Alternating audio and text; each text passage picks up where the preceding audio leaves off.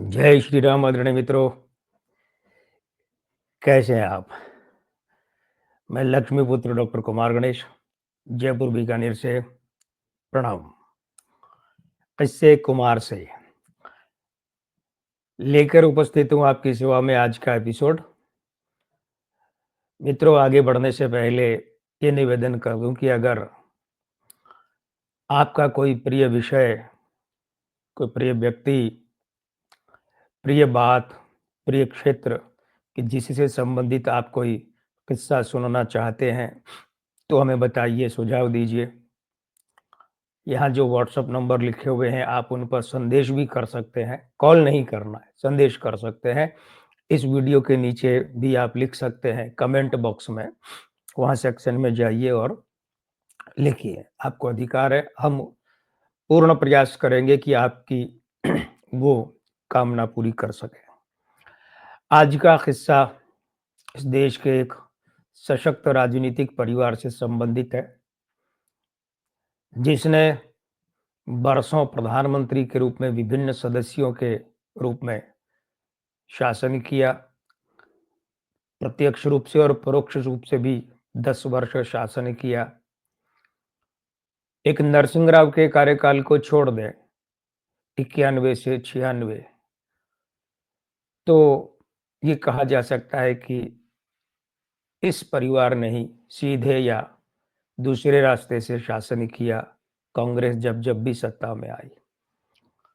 आप समझ गए होंगे मैं बात कर रहा हूं गांधी परिवार की, और जिसको थोड़ा सा विस्तृत रूप में नेहरू गांधी परिवार कह दिया जाता है। और आज की बात है गांधी परिवार के एक साहबजादे संजय गांधी की। जानने वालों को पता है कि संजय गांधी इंदिरा गांधी के लिए क्या महत्व रखते थे। इंदिरा गांधी ने स्पष्ट रूप से सबको ये संकेत कर रखा था कि उनके राजनीतिक उत्तराधिकारी संजय गांधी ही होंगे। राजीव गांधी तो उस समय राजनीति में आए भी नहीं थे, उनकी रुचि भी नहीं थी, और वे तो पायलट थे और अपनी नौकरी करते थे, एयर इंडिया की नौकरी करते थे वे।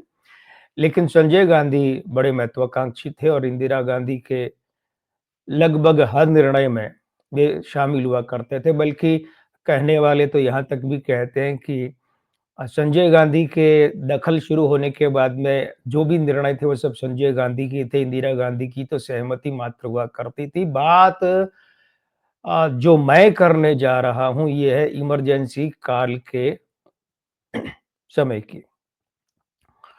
70 के दशक के उत्तरार्ध की बात है। संजय गांधी के जलवे पूरी कांग्रेस में, पूरे देश में हुआ करते थे, और कांग्रेसी चाहे वो छोटा हो कि बड़ा हो, कनिष्ठ हो कि वरिष्ठ हो, वो सब संजय गांधी को मानते थे कि ये इंदिरा गांधी का ही दूसरा रूप है। मतलब इंदिरा इज संजय, संजय इज इंदिरा वाली बात हो चुकी थी। तो सब के सब इंदिरा गांधी की तरह, बल्कि उससे कहीं ज्यादा संजय गांधी के आगे बिछे रहते थे सभी कांग्रेसी। तो राजस्थान, जहाँ का मैं निवासी हूँ, मैं आपको ले चलता हूँ। आइए, आप सभी जो राजस्थान में नहीं है वे आ जाइए। उस समय राजस्थान के मुख्यमंत्री एक बड़े वरिष्ठ राजनेता हुआ करते थे, बहुत बड़े। मतलब इतने बड़े थे कि बाद के समय में वे राजीव गांधी को पसंद भी नहीं थे, सख्त नापसंद थे राजीव गांधी को, और फिर भी राजीव गांधी को उन्हें मुख्यमंत्री बनाना पड़ा, बाद में हटा भी दिया। तो संजय गांधी के वक्त की बात है, संजय गांधी का दौरा बना, राजस्थान का कार्यक्रम बना, और आए वे राजस्थान आए। अब राजस्थान आते हैं तो राजस्थान का पर्यायवाची क्या है? किले तो हैं ही, ठीक है। लेकिन राजस्थान का अपने आप में दुनिया भर में सबसे बड़ी पहचान का मामला बनता है यहाँ के रेतीले धोरों से, और रेतीले धोरों के साथ सबसे अधिक गहराई से जो जुड़ा है जंतु वो है ऊंट।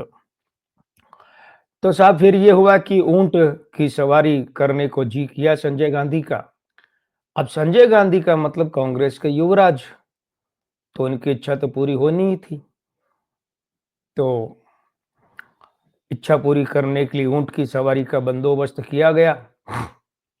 अब ऊंट पर बैठना और ऊंट से उतरना, इतना कोई सरल काम तो होता है नहीं। तो यहाँ 2 बातें मिलती है। एक किस्सा तो मिलता है कि संजय गांधी ने ये जो बात की, जो हमने विषय रखा, ये ऊँट पर बैठते समय की। और दूसरा किस्सा ये मिलता है कि ऊँट से उतरते समय की।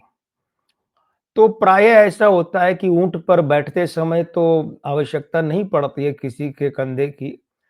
तो वो तो क्योंकि ऊँट बैठा ही होता है और उसी पर बिठाते हैं। खड़े ऊँट पर ऊँचा करके प्राय बिठाते नहीं हैं और वैसे ऊँट जब बैठता है तो उतारते हैं सवारी को। लेकिन जो अधिसंख्य है वो ये है कि ये बात ऊँट पर चढ़ते समय हुई। यानी कि ऊँट आ गया और संजय गांधी को ऊँट पर चढ़ना था और हरिदेव जोशी, ये वो मुख्यमंत्री थे राजस्थान के उस समय, ये वहाँ खड़े थे और फिर ये आगे हुए, इन्होंने अपना कंधा आगे किया। इन्हें बुलाया नहीं था संजय गांधी ने, ध्यान दीजिएगा, ये 2 अलग-अलग बातें हो जाती हैं। एक तो कि संजय गांधी बुलाए कि हाँ, कोई आओ रे भाई। हरिदेव जोशी खुद आगे बढ़ के अपना कंधा यूँ आगे किया संजय गांधी के और संजय गांधी ने कंधे पर पाँव रखा और ऊँट पे चढ़े। ये फ़ोटो बहुत वायरल हुआ था। उस समय सोशल मीडिया नहीं था, प्रिंट मीडिया ही था और वो भी बहुत सीमित था, लेकिन तब भी बहुत वायरल हुआ कि हरिदेव जोशी जैसा वरिष्ठ कांग्रेसी और वो भी मुख्यमंत्री पद पर उस समय, संवैधानिक प्रमुख मुख्यमंत्री वाला पद। ऐसे तो राज्यपाल होता है लेकिन ये भी संवैधानिक प्रमुख ही होते हैं। और संजय गांधी की संवैधानिक हैसियत क्या थी? कुछ नहीं थी। अगर संवैधानिक हैसियत होती तब भी एक मुख्यमंत्री के कंधे पर पाँव रखे। हरिदेव जोशी वहां उस समय सामान्य कांग्रेसी नहीं थे। हरिदेव जोशी राजस्थान के मुख्यमंत्री थे और मुख्यमंत्री के कंधे पर पाँव रखकर संजय गांधी चढ़े। ये उस समय का सबसे बड़ा प्रतीक था कि तानाशाही, पार्टीगत दादागिरी के सामने भारतीय संवैधानिक व्यवस्था ने कंधा आगे किया था और उस संवैधानिक व्यवस्था के कंधे पर बैठकर कांग्रेस का युवराज ऊंट पर चढ़ा था। बहुत आलोचना हुई, लेकिन आलोचना क्या मायने रखती है जब आदमी अपना सारा आत्मसम्मान ही त्याग दे। इतना वरिष्ठ कांग्रेसी, उस व्यक्ति को अपने नहीं तो कम से कम अपने पद का तो ख्याल करना था कि मुख्यमंत्री के पद पर बैठे थे। एक मुख्यमंत्री के कंधे पर कोई सामान्य कांग्रेसी, चाहे वो प्रधानमंत्री का बेटा हो, कैसे पाँव रख सकता है?